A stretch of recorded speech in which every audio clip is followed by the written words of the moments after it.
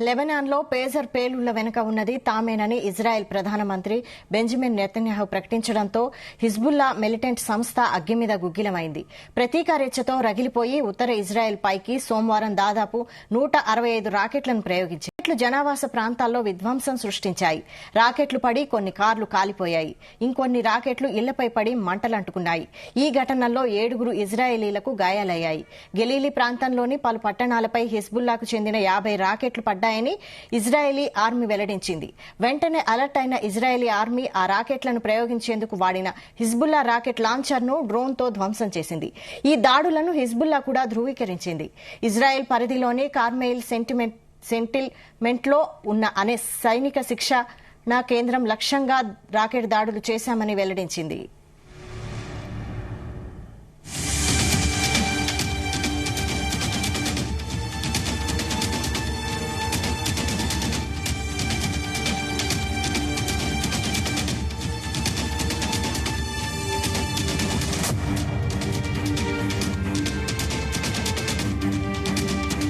ఇదే అంశంపై మరిన్ని అప్డేట్స్ మా ప్రతినిధి శ్రీచరణ్ అందిస్తారు. శ్రీచరణ్. వైశాలి, మిడిల్ ఈస్ట్ లో ఇంకా ఒక అనిశ్చితి అనేది ఇంకా కొనసాగుతూనే ఉంది. ఒకవైపు ఇరాన్ తో పాటు at the same time Lebanon తోని కూడా ఇజ్రాయెల్ దాదాపు ఏడాది కాలంగా కూడా యుద్ధం చేస్తోంది.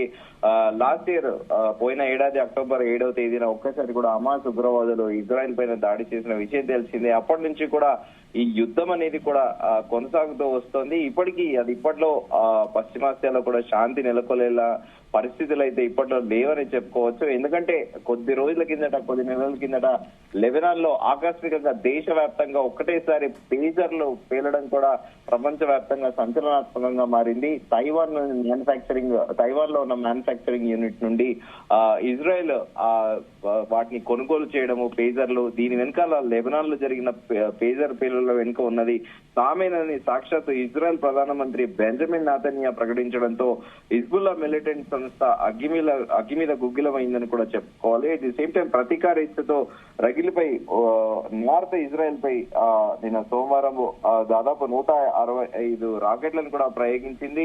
ఇంతకు ముందు కూడా ఇరాన్ కూడా ఒక్కసారి ఇజ్రాయెల్ పైన దాడికి కూడా పాల్పడింది. నెల రోజుల కిందట దాదాపు 180 పైగా బాలిస్టిక్ మిసైల్ కూడా ఇజ్రాయెల్ భూభాగంలో కూడా వదిలిన విషయం తెలిసిందే. అయితే ఈ రాకెట్లు నిన్న ఎవరైతే హిజ్బుల్లా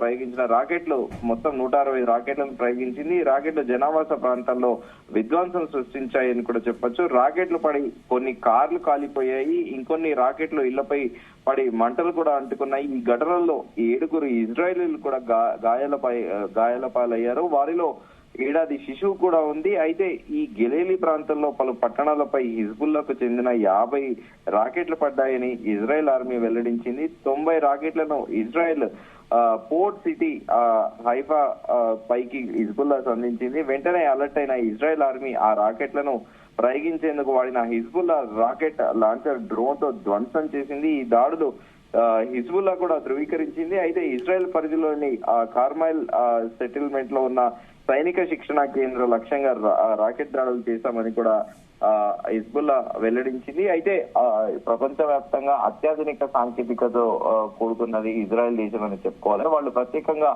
ఐరన్ డోమ్ కూడా ఏర్పాటు చేసుకున్నారు. ఏంటంటే ఏదైనా రాకెట్ వస్తుందని ముందస్తుగానే దాదాపు ఒక 5 కిలోమీటర్ల దూరం నుండి కూడా రాడార్ డిటెక్ట్ చేసి తిప్పి కూడా కొడుతోంది. మనం కూడా 2020లో చూసాము, 2021లో కూడా చూసాము. తాజాగా మొన్న కూడా హమాస్ తో యుద్ధం అప్పుడు కూడా ఆ రాకెట్లను తిప్పి కొట్టేవి కూడా ఉన్నాయి. కానీ కొన్ని చోట్లలో కూడా ఎక్కడైతే ఈ రాడార్ సిస్టమ్ అయితే ఎక్కడైతే పనిచేయదో ఈ ఐరన్ డోమ్ సిస్టమ్ అక్కడే సెలెక్ట్ తీసుకొని ఇటు లెబనాన్ తో పాటు ఇరాన్ కూడా అక్కడే సిమిలర్ గా రాకెట్లను కూడా ప్రయోగించింది.